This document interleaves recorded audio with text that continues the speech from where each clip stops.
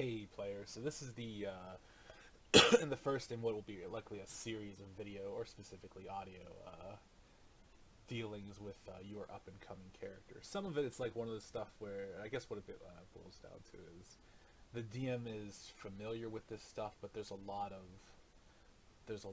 like explanation that goes along with it. So it's like the basics will be covered, but they'll be explained in a lot more depth. So rather than the DM writing out all that depth in explanation, he's intimately familiar with the systems that it doesn't need to be written out explicitly for you, and that he can basically just break down the explanations. That all being said, the focus of today's video will be your soul force, specifically being an awakened individual. Um, as a bit of a precursor or preface here, we'll say that you've been you've been awakened now for about 20 years, and you would say, "Oh, I'm probably further along this DM." What has ended up happening is you are very much a pioneer when it comes to this kind of stuff, and the information out there surrounding it has been very limited. You notice it's very much a cultural thing. Like Legion just do not know much about it at all, and cultures who may seem to know about it very much keep it to themselves. Like it's not in any kind of public record or public books that people have written about. Like it seems like they keep it hidden to themselves if they know anything at all about it. And you're pretty sure, you're pretty confident there are several races out there who who are likely intimately familiar with the idea of soul forces and awakenings. Um, Humans are actually the most well versed with it when it comes to writing, but it comes in the form of non-fiction. A lot of their stories, their legends, their tales seem to be spun around this idea of kind of awakening oneself and like finding this inner power. But it's one of those things where you piece together over the years. It's like their nonfiction seems to be rooted in some kind of historical fact, or not historical fact, but like some sort of mechanical fact to the actual process. It's like they're not always spot on. Like they may be off with certain things, but like they in their writing of fiction, and it's weird because it's like you don't see it in their more scientific journals, but like their writings of fiction seem to mirror the way that that like soul forces and awakenings kind of work, which is kind of interesting to you. But it's one of those ones you've never been able to find anything concrete in it. It's kind of, I guess, it's like the best way to look at it is like think of it in Fake World as like Star Trek, and then the inventions of the 20th and 21st century, and like how some of them have kind of mirrored it from your Google glasses, your augmented reality, stuff like that. Like you might have seen them in Star Trek before they were ever kind of manifested into the real world. Um, yeah, so it's like that. Humans are kind of curious in that regard, like the fact that their fiction seems to be rooted in some sort of deeper understanding that they might not even realize, because, like I said, it doesn't exist in their more scientific type journals. The other two races are, well, there's technically three. The Ethereum approach things mystically, and mystically adds a different level of complication to things.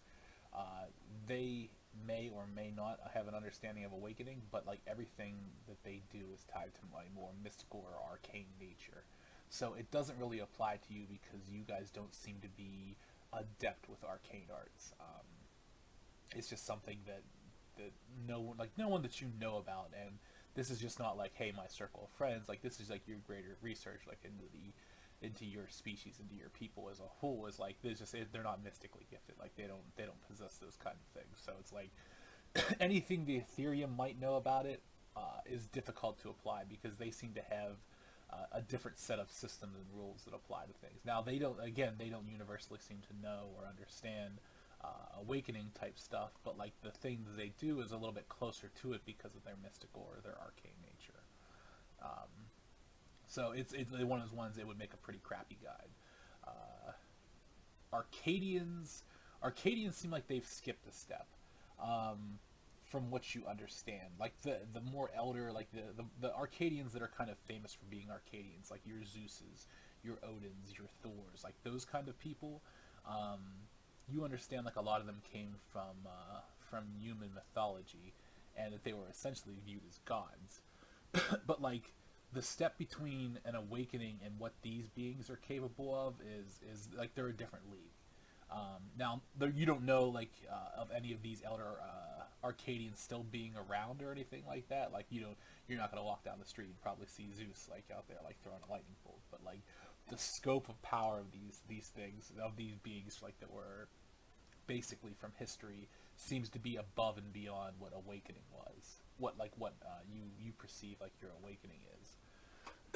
So their stuff has been kind of weird because one, you don't know, like you just know about the people and the crazy stuff they could do, but you know nothing about the actual intricacies behind it, and it's not something that you've been ever able to track down as being shared openly. And like I said, by extension, you know like the Legion race, like you've got like the whole market on genetic engineering as far as races and species goes, and you guys don't share that at all, especially your melding techniques. That's it's like so it's definitely reasonable to assume that this is something that might be racially hidden from the other races. The last one, and yeah, it's just the last one. I'm not gonna say the most challenging. Is the Solarians. The Solarians from they're okay. So we'll start off by saying the Solarians are very isolated. Like you've never seen a Solarian, and there probably hasn't been a Solarian inside the walls of the Empire or not the Empire, but like the walls of Nexus in 5, 6, 7, 8,000 years. Like they very early left the kind of central collective here, all of them, and they all kind of stayed together, and they went off to form their own little community. Their numbers were very small to start to, they were smaller than legions, but like it's a very small, very tight-knit, very insular community. But, like there's more, it's not that you have writings of them, or from them, but you have more writings of them, so it's like from people have spoken. And the Solarians seem like that is basically their life goal to reach what you would call as the awakening state. They call it becoming one with the star, which it's one of those ones when you kind of read about it from a human's perspective, or maybe an Arcadian, like just people who have written on the subject of Solarians. Becoming one with the star seems to mirror very closely the event that you went through whenever you actually awakened yourself in that fight with Sovereign. Like there's some details about it that like definitely made the parallels, but like that is that's the Solarians' life goal, and they believe like that's like kind of it's a religious thing, it's a cultural thing, it's like it's everything for them, getting up to that point. So probably the best people to eventually seek out would be the Solarians. Here's the challenging part: they do not like the Empire. To say you guys are in open war with them would be a bit of a misnomer. Like they're not out there leading attacks because their numbers are small, but like their exact location is not exactly known. Like they're a little bit nomadic. They tend to move around a little bit, and their numbers are small, so they're hard to find. But like you don't see like a random Solarian out there in the wild like to do it. The thing is, like Solarians are not traditionally viewed as the most powerful race. Like legions are probably the most powerful warriors, whereas Arcadians and Ethereum are like the most powerful and a more mystical or power-oriented kind of thing. Like the Solarians were never viewed as like that kind of everything race. But like they seem that from what you've gathered, they are probably the most equipped to maybe help you if they would ever help you. And that's kind of been your challenge so far is, over the last 20 years, it's like, yeah, you've been working on a lot of projects.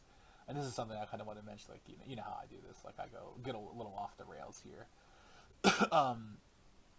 So the progress you've made over the last 20 years, like any kind of epiphanies or any kind of things when you get into your game that might happen in short order, the assumption is that you basically spent the last 20 years building yourself up to that point. So if you have a bunch of like breakthroughs and everything like that, you're like, wow, DM, I'm supposed to be this intelligent character. Why didn't I come up with these before? It's because you will have built the foundation over these 20 years to be able to make those leaps and jumps.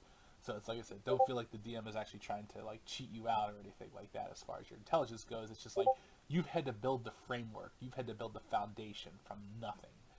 You didn't go with a plan. You didn't go with an outline. Like you're just basically experimenting and fumbling your way through things. But because you're intelligent, like you've actually made it pretty far. and you might be on the cusp of a couple different discoveries when it comes to that kind of stuff. But because of where you were with character creation, this is where you are now. That all being said, like I said, the Solarians are definitely a challenge to track down and probably unlikely to work with you because of who you are and who you represent, specifically who you're tied to. That kind of covers a little bit of the background. Let's get into a little bit of what you know. Soul Force, and some of these terms I'm going to toss out there, sorry, player, are terms that you've kind of seen thrown around in different texts. Some may be human, some may be Ethereum, some may be like words you've heard from Arcadian, stuff like that. It's like you've kind of adopted them as your own, but you have like your own terminology for them. So like your Soul Force is also known as your Reiki, or it's like kind of a rough translation for your spirit. It's kind of broken into three major categories, or the three pillars. The first one is gate control. We'll get into the gates and what they do. The second one is aura. This is your Akari. And you know that Akari is actually a very familiar name to you, is because that's kind of the proper name of the people that made you. The Akari are the bright ones. They're that race that genetically engineered you to be what you are. And it's interesting that people refer to your aura or your brightness as one of the pillars of Reiki or Soul Force. It might be like a happy coincidence, you're not sure. But like I said, you know that the Akari, or their specific group that created you called the Vectus, were energy beings. They could become like flesh and blood and corporeal, but like their more natural state, at least as you knew them, were more ephemeral and more energy based. So that might be why. Aura deals with infusion, projection, and manipulation. We'll get into that. And then Gon is your third eye, and it's kind of like your it's the sense that your energy or your Soul Force or your Reiki provides to you. And it deals with being able to read, and that is kind of from read take as understand the nature of other auras, as well as your own. Seeking, which is basically, hey DM, I try to sense out with someone's power or something like that. Like, you know, like how I was saying, like Saiyans kind of do that. And then obscuring is how well you can mask your power, or your power level, or your abilities. So it's kind of like there's an ebb and flow there to that. So we'll go back to we'll start with the three fillers, or the Kozui, specifically flooding the gates. There are 7 gates that you're aware of. These are something that's stripped directly out of like human text. There's the mind gate, the eye gate, the throat gate, the chest gate, the stomach or core gate, and then there's 2 gates in the kind of like arms or hands, and then in the legs and feet. Each one of these seems to be like a focal point where you can channel larger amounts of your Soul Force. So we're going to back up a little bit here. The gap that exists between someone with Soul Force expressions and someone who is awakened is pretty much this.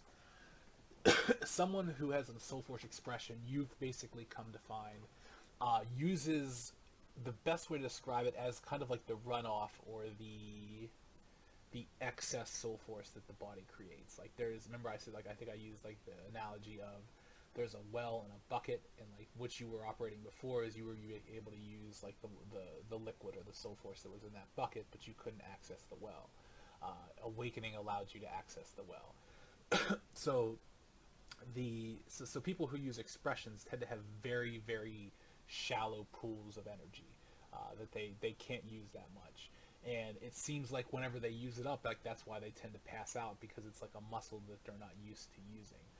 Being able to awaken allows you to basically either tap into that well or refill that bucket often. Like it's kind of like it's a tricky thing, because it's not necessarily one way or the other. It's kind of like an ephemeral metaphor when it comes to how things actually work. But like it's like that's just how people have described it and how you've kind of experienced it too. It's like it's not like that you necessarily run out of energy. It's just like your body takes in a certain amount, and then once it releases it, it kind of replenishes that. Whereas someone who's just has expressions, like the lowest level before awakening, like that process of trying to refill it may exhaust them. It may knock them out and knock them unconscious. Yeah, and like I said, you theorize this mainly because it's like it's kind of like a muscle that's never worked, and it's maybe your body kind of trying to protect you in some way from what's going on. And you've come to find out why exactly your body does protect you from these things. These gates that allow you to channel and focus large amounts of soul force are equal parts powerful and dangerous to the user. Um, the whole idea behind them being called the kozui or the floods or the flooded gates is that you can get to a point where you open them so wide that they essentially flood. And it's kind of like, imagine you've got like a pond or a dam and it's holding back water, and it's like usually the way it works is there's a small leak, like some water gets through here and there, and that's the way your body normally functions.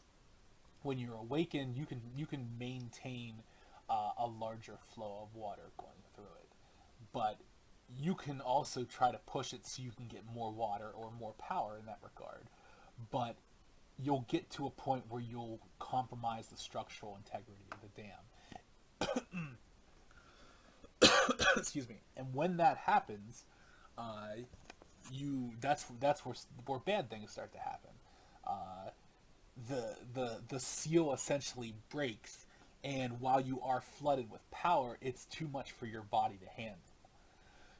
And you know this firsthand because you have flooded one of the gates in one of your arms. Your left arm to this day is still not as strong as your right, not because it's just your dominant arm or anything like that, but because you flooded that gate, and it kind of gets to a point where you can't control it, and it basically broke every every bone in your arm and every bone in your hand, and it like tore and rended your muscles, and it took you probably a year or two to heal back up completely from that. And it's still one of those ones where you're still your left arm is still not as strong as your right, but it's something that you can work towards in game. But it's kind of like an example of your experimentation when it comes to things like you experimented with this gate control and this flooding, and you were trying to push limits, and it got to a point where it's like you pushed and you pushed, and then it started to pull and you couldn't stop it. And it's like it's trying to contain a leak once the leak is sprung, and the leak getting bigger and bigger, and it completely flooded. Now, at that time, for that limited period of time where you were able to kind of contain it reminded you of a lot when you first kind of changed, when you first awakened, where like you were trying to take steps and legs and muscles in your legs were tearing and shredding themselves. The damage was much worse this time. The first time it seemed like it was better contained when you actually flooded it and broke one of the gates in your hand.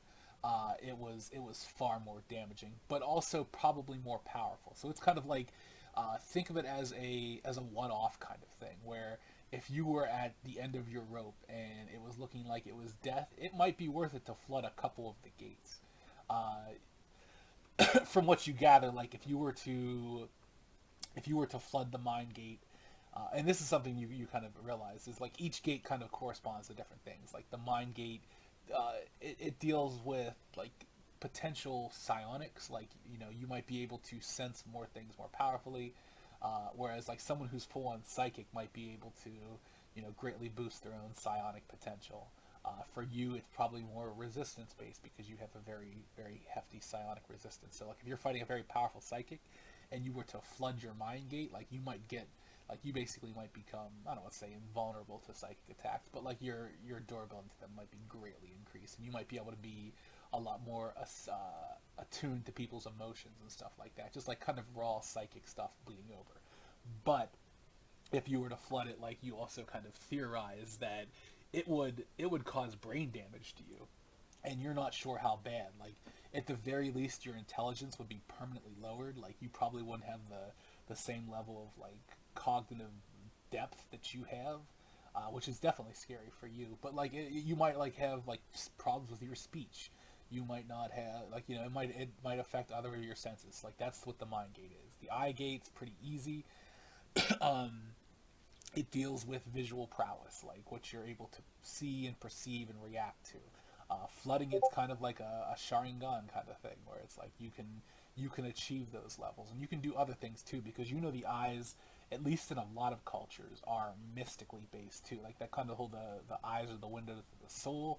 It's like that holds true here, and like that's something that you kind of made that leap between your Omega eye beams and the eye gates. It's like those that technique that you got from Lord Annihilus is kind of it's a broken thing. Like it floods the gates more than you're normally used to, but it like somehow manages to hold them back. But it's not something you've been able to replicate for your own personal uses. Like it might just be it might be something where, and like I said, this is something that can happen, is like someone's kind of an idiot savant with it. Like they're able to accomplish this, but they don't fully understand how they're able to do it. So until you can figure that out, it's like it remains a mystery, but also like a potent thing that you're able to do. Flooding the eye gates is easy. It results in permanent blindness in one or both eyes, depending on what you do. And it also will tend to dull your senses overall. Like the eye gate is also tied to like your sense of smell, your sense of touch, your sense of taste. Your throat, the throat gate, is something that. What's your fighting style, player? Let's see here.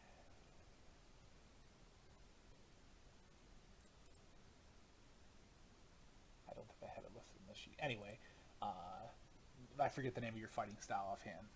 We're not going to go digging for it at the moment. But like it is very much centered on the throat gate, and it has to do with your voice, and it gives your throat gate is kind of an activator gate. So like your stomach, your core, like those are gates that are like kind of core. Or your I'm sorry, your stomach, your chest, your eyes, your arms, and your legs. Like they're kind of gates that either allow you to build up or channel large amounts of soul force.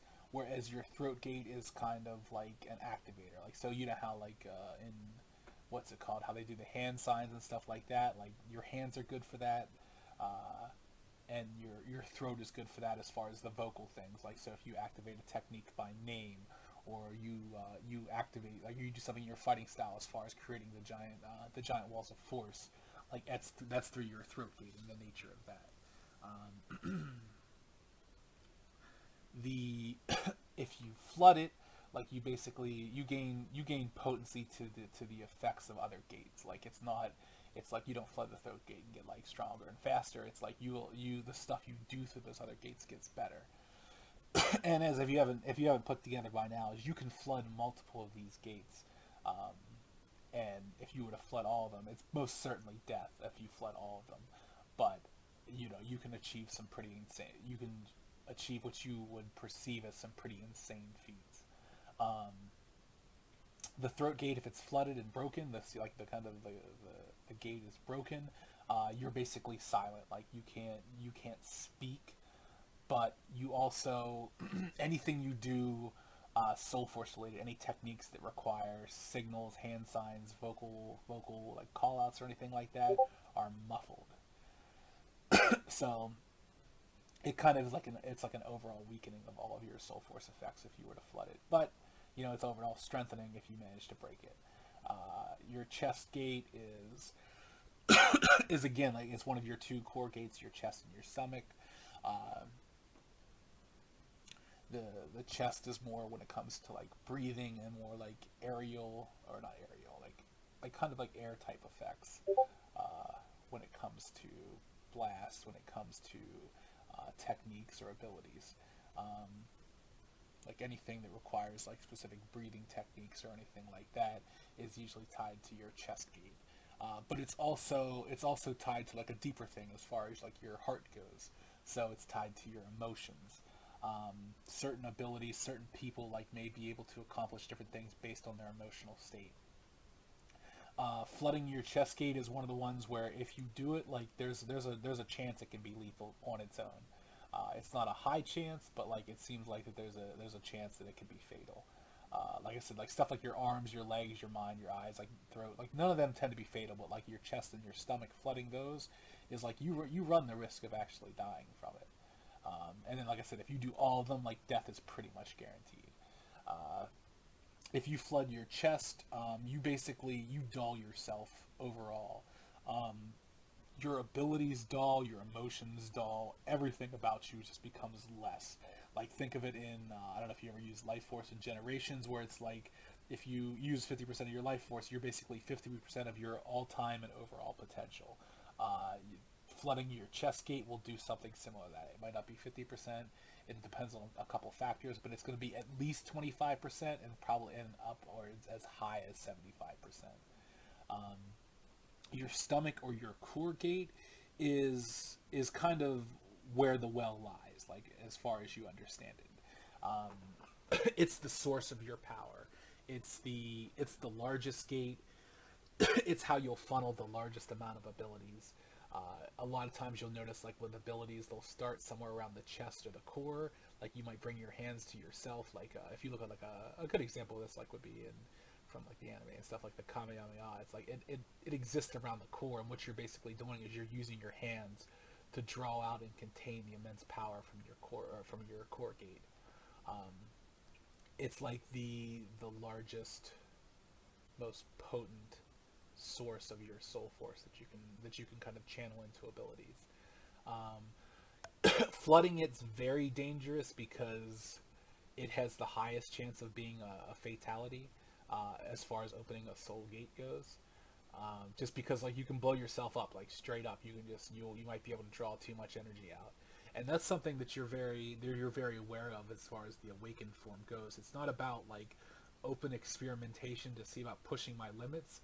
It's about maintaining control so that you don't go over your limits and kill yourself in the process. It's a little different, like you know how you usually associate like Saiyans in games. It's like I've got to push myself further and further and further. It's like no, in this it's like if you push yourself too far, you'll kill yourself straight up.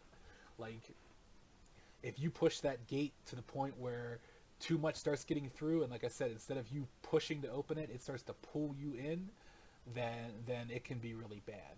But like breaking the core gate also gives you like the largest boost of power. Like it's one of those ones where you feel like just based on like calculations of the amount of energy output it's capable of, like it would probably bring you to, if there was another level, it would bring you to that next level if you were to break that gate.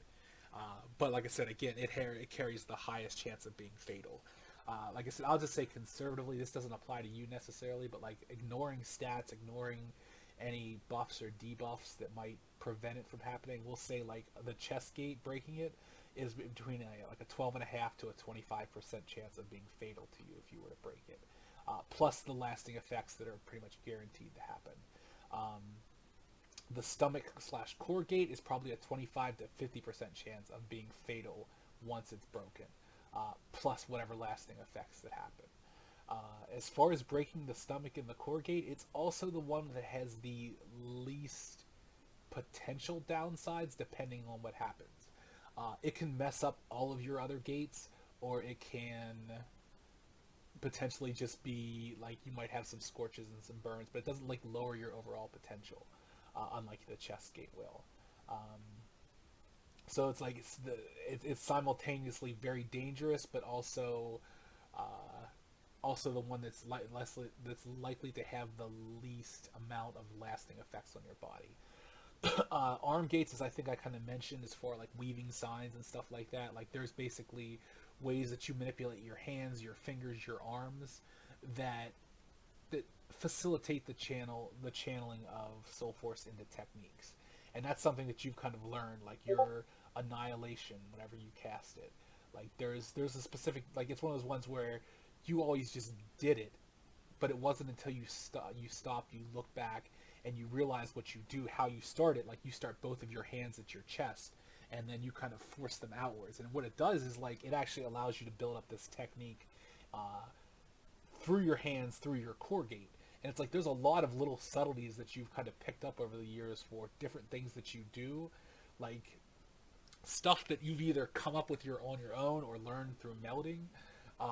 There's a lot of things where you didn't understand why you did them until you started to understand the nature of Soul Force in general, and it's like it's crazy to go back and like you'll see like, oh, like I understand why this works this way or why it does this with this kind of perspective that you've gained. But the arms, yeah, are kind of for like they're a very finesse based kind of gate. Like they're a facilitator like your throat. Those are the two largest facilitators. Legs not so much, but arms, like specifically because of the intricacy of your hand and your finger movements, allow you to do some crazy stuff. Arms, like if you do one or you're both, like you did your one and you did it contained as best as possible, and you lost the use of your arm for about I want to say a year and a half, 2 years. Like it was basically in a sling kind of thing where it's like where it slowly repaired itself, and you feel like if you weren't a legion, like if you were a human, like it would have been absolutely permanent damage. So you either got really lucky and regained the use of your arm eventually, because like I said, this is years ago. Like this is probably in your early to mid 20s, and you've had 15 years to beyond that to heal back up. So it's pretty much back to being good. It's still a little bit weaker, but like yeah, whatever breaking you did of one of the arm gates seemed like it was the best possible outcome for it. Like you theorized if you were to break it more haphazardly or more in a frantic area, like you just lose the use of that arm altogether. But beyond that, like it feels like the signs you'd be able to weave would be weaker in general. So it's again one of those ones where kind of like your throat, it lowers the potency of all of your overall abilities. And like I said, I know I'm saying this and it sounds like, oh man, there's a lot of downsides that comes with doing this. Is yeah, that's kind of the idea. Is there is a lot of downsides until you can figure out how to do it safely. Like that's kind of your theory. Your running theory is if you could figure out a way to either be able to accommodate the amount of energy that these floods release, then you'd be okay. But your body just isn't there yet. And no one's body that you know of seems to be there yet, like to the point where they can maintain this. But for all you know, it's just a matter of figuring out what it is. But yeah, arm gates you lose the sign reading, and then legs are kind of like one of those channeling and focal points, but like they seem to deal more with your orientation, like your ability to use soul flight. Like it's just kind of like they're stabilizers in a sense, but like they're basically lesser versions of your arm gates, but they're more, it's more about movement and stuff like that. And yeah, if you flood your leg gates, like you'll definitely boost your run speed, like your ability to get around, everything like that. But it seems like they boost your speed more than anything else. But it's not just your leg speed, but it seems to apply to like your body overall.